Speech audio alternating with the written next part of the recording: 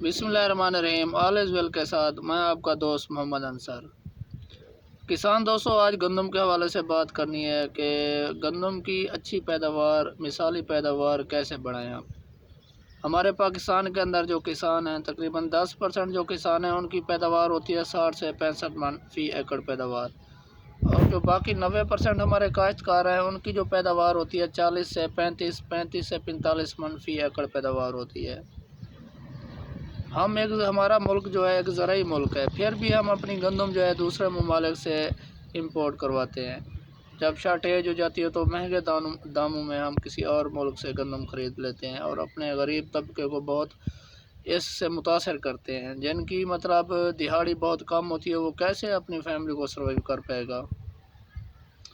दोस्तों, as agrarian मैंने एक अपने दिल से सोचा है कि हमें पैदावार बढ़ानी होगी। ये अब डिमांड है हमारी रियासत की, हमें पैदावार बढ़ानी है। अगर हमने यही पैदावार अगर मुसलसल 3 से 4 साल रखी हुई है तो फिर हमें कुछ चीज़ें स्किप करनी पड़ेंगी। हमारे मुल्क के अंदर जितना पॉपुलेशन इंक्रीज़ हो रही है उसके हवाले से हमें खुराक का निज़ाम करना होगा, अदरवाइज़ जो हमारी लाइफ है बहुत टफ़ हो जाएगी। दोस्तों, गंदम के हवाले से मैं बात कर रहा हूँ कि गंदम से 5 से 6 टेक्नोलॉजीज़ बताऊँगा जिससे आपकी पैदावार में ज़मीन से लेकर आसमान जितना इजाफ़ा होगा।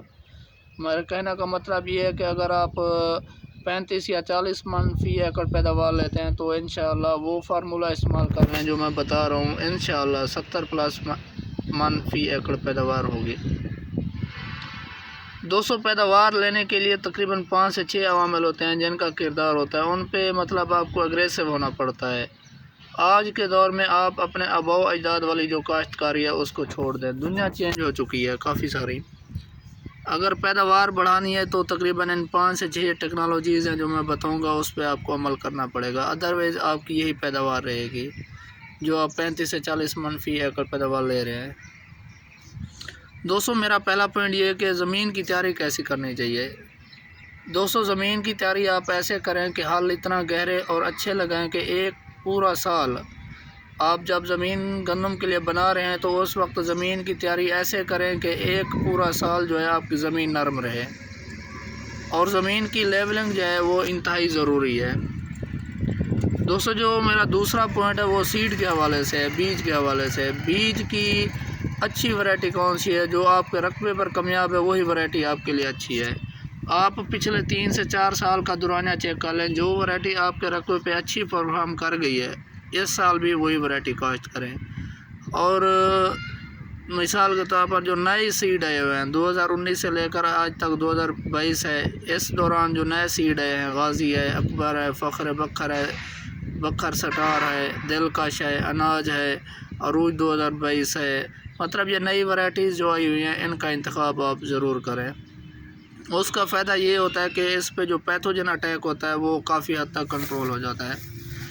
इसके बाद दोस्तों, आपने सीड की ट्रीटमेंट लाजमी करनी है। पेन कमीडा, सिंपल अमीडे के साथ आप लोगों ने हर सूरत में सीड ट्रीटमेंट करनी है, जिससे आप मैक्रोपैथोजन से आपकी फसल महफूज रह सकती है। इसके बाद दोस्तों, मैंने खादों के मुतालिक बताना है। पहला पॉइंट था मेरा ज़मीन की तैयारी का। दूसरा पॉइंट था सीड की ट्रीटमेंट का। तीसरा जो मेरा पॉइंट है वो खादों के हवाले से है। दोस्तों, खादों को मैं एकड़ के तौर पर एकड़ की जो खुराक है उसके हवाले से बताऊंगा, आगे आप उस हिसाब से अपनी काश्त में जो है खादें इस्तेमाल करें। दोस्तों, आजकल DAP महंगी है, 1 बोरी DAP फ़ी एकड़ आप ज़मीन की तैयारी के वक्त इस्तेमाल करें। उसके बाद 2 यूरिया की बोरियाँ, मतलब ये पूरी डोज़ बता रहा हूँ एकड़ की, 2 यूरिया की बोरी 50 kg वाली और 25 kg SOP, ये 1 एकड़ की डोज़ है। अब इनका मैं टाइम बता देता हूँ ये किस टाइम इस्तेमाल करनी है। दोस्तों, जो आपकी DAP फास्फोरस खाद है आपने ज़मीन की तैयारी के वक्त और बिजाई के वक्त इसको इस्तेमाल करना है। इसके बाद जो दूसरी यूरिया की खाद है, 2 बोरियाँ मैंने रिकमेंड की हैं। जो पहली बोरी यूरिया की है वो आप वटरा के पानी में दें। जब आप 25 से 35 दिन में पहला गंदम के पानी को वटरा देते हैं, उसमें 1 बोरी यूरिया 6 लीटर जिंक या 3 kg जिंक आप मिलाकर फ्लड करें या फिर छटा करें।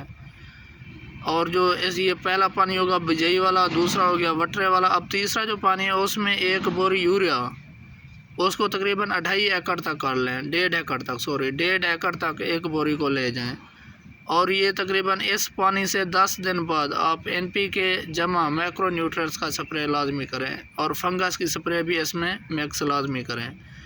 अब रह गया 230 पानी, आखिरी पानी रह गया है जो गोब की हालत में होता है।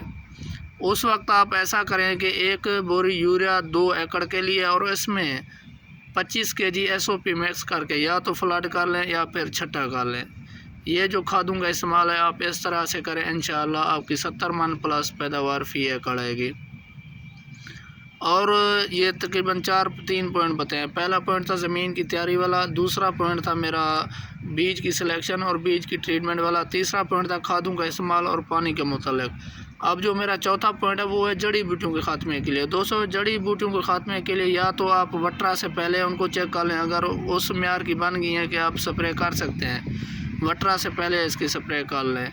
अगर उस टाइम छोटी हैं और स्प्रे का असर नहीं हो सकता तो फिर आप वट्रा के 10 दिन बाद वत्तर पोजीशन में या दरमियाने वत्तर में आप इसका स्प्रे करें जड़ी बूटियों का। कभी भी तर वत्तर में इटलांटिस और फेंडस एक्स्ट्रा का स्प्रे ना करना, क्योंकि आपकी काश्त को काफ़ी सारा नुकसान हो सकता है। तर वत्तर में कभी भी आपने वीडीसाइड गंदम की बिल्कुल भी नहीं करनी, तर वत्तर में हर सूरत में आपने नहीं करनी, वत्तर या दरमियाने वत्तर में आप इसकी स्प्रे करें।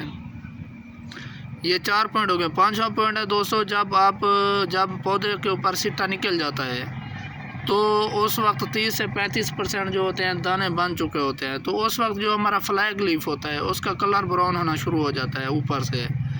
दोस्तों, आपने अगर अपने फ्लैग लीफ को सेहतमंद रखना है तो आपकी पैदावार में तकरीबन फ़ी एकड़ पैदावार में 10 से 15 मन फ़ी एकड़ पैदावार में इजाफा होगा। आपने फ्लैग लीफ को जिसे हम फूड की फैक्ट्री कहते हैं उसको कैसे सरसब्ज और ग्रीन लच रखना है, उसका एक फार्मूला मैं आपको बता देता हूँ। आप 100 लीटर में 10 kg यूरिया मिक्स कर लें और फ़ी एकड़ के हिसाब से उसको छट्टा स्प्रे कर दें। मिसाल के तौर पर अगर एकड़ में आप करते हैं 6 टैंकियाँ तो हर टैंकी में 1.5 किलो यूरिया कर दें और उसको मिसाल के तो हर टैंकी में 1.5 किलो यूरिया उसको स्प्रे कर दें, जिसकी वजह से आपका जो फ्लैग लीफ होगा वो ग्रीन लेच रहेगा और बेहतरीन तरीके से फोटोसिंथेसिस करेगा, जिसके नतीजे में जो आपके गंदम का सिट्टा है उसमें ऊपर वाले दाने और नीचे वाले दाने बिल्कुल भरेंगे, मोटे और वज़नी होंगे। ये 5 चीज़ें हैं, जो भी 2 से इन पे अमल करेगा गारंटी से कह सकता हूँ कि वो अपनी पैदावार में बहुत ज़्यादा फ़ायदा और इजाफा देख सकता है। दोस्तों, मैंने 5 पॉइंट बताए हैं, फिर मैं दोहरा देता हूँ, आप सब दोस्त उनको मतलब अच्छी तरह से याद कर लें। पहला पॉइंट ये था कि ज़मीन की तैयारी अच्छी करें। ज़मीन की ऐसी तैयारी करें गंदम के हवाले से कि एक पूरा साल आपकी ज़मीन जो है नरम रहे। दूसरा था सीड अच्छा सेलेक्ट करें, जो नए सीड आए हुए हैं उनमें से किसी एक को सिलेक्ट करें, उस पर पैथोजन अटैक का पैथोजन का जो अटैक होता है कम होता है, और सीड ट्रीटमेंट हर सूरत में करें। तीसरा पॉइंट मेरा था पानी का और उसका खादों का इस्तेमाल। फास्फोरस खाद DAP 1 बोरी एकड़ आप ज़मीन की तैयारी में इस्तेमाल करें। दूसरा जो वटरे वाला पानी है उसमें 1 बोरी यूरिया, 3 kg जिंक या 6 लीटर जिंक फ्लड करें। जो तीसरा पानी है वटरे के बाद वाले पानी में 1 बोरी यूरिया 1.5 एकड़ में, और पानी के फ़ौरन बाद 3 से 4 दिन के बाद आप NPK रास्ट वाली स्प्रे मतलब फंगस वाली स्प्रे, NPK और मैक्रो न्यूट्रिएंट्स की स्प्रे हर सूरत में करें। आप चौथा पानी गोब की हालत में दें। उस टाइम 1 बोरी यूरिया 2 एकड़ के लिए 4 बीघे के लिए और उसमें 25 kg SOP फ्लड करें या फिर छट्टा करें। इसके बाद 5वीं जो टेक्नोलॉजी है मेरी, चौथी, ये तीसरी थी, अब चौथी जो है वीडीसाइड का, जड़ी बूटियों का कंट्रोल कैसे करना है। जड़ी बूटियों का आप या तो पहले वटरा से कर लें, अगर उस टाइम छोटी हैं तो वटरे के 10 दिन बाद, जब ज़मीन वत्तर कंडीशन में हो या दरमियाने वत्तर में हो उस टाइम स्प्रे करें। कभी भी तर वत्तर में स्प्रे नहीं करना आप लोगों ने, इटलांटिस का और फेंडस का, ये ख़ास दोनों का। इससे ये होता है कि वो ज़्यादातर आपकी गंदम पर इफ़ेक्ट होता है। और जो मेरा 5वां पॉइंट था कि जब गंदम के सिट्टे में दाना 35 से 40% बन जाता है तो जो हमारा फ्लैग लीफ होता है जिसे हम फूड की फैक्ट्री कहते हैं, वो उसका कलर ब्राउन होना शुरू हो जाता है, वो सही तरह से फोटोसिंथेसिस नहीं करता। दोस्तों, उसका ये है कि अगर आप एकड़ में 6 टैंकियाँ लगाते हैं तो हर टैंकी में 1.5 किलो यूरिया डालकर स्प्रे कर दें। जो आपका फ्लैग लीफ होगा जिसे हम फूड की फैक्ट्री वाला पत्ता कहते हैं, जो सिट्टे के साथ मोटा पत्ता होता है, वो ग्रीन लेश रहेगा, सरसब्ज रहेगा और अच्छी तरह से फोटोसिंथेसिस करेगा, जिसकी बिना पर आपका जो सिट्टा है कम्प्लीटली तौर पर, फुल्ली तौर पर ताकतवर दाने पैदा करेगा और वज़नी दाने पैदा करेगा। मेरी इस वीडियो पर अमल करें और अपनी पैदावार बढ़ाएं। आपका ज़रूरी महरीन दोस्त Mohammad Ansar. Thank you very much.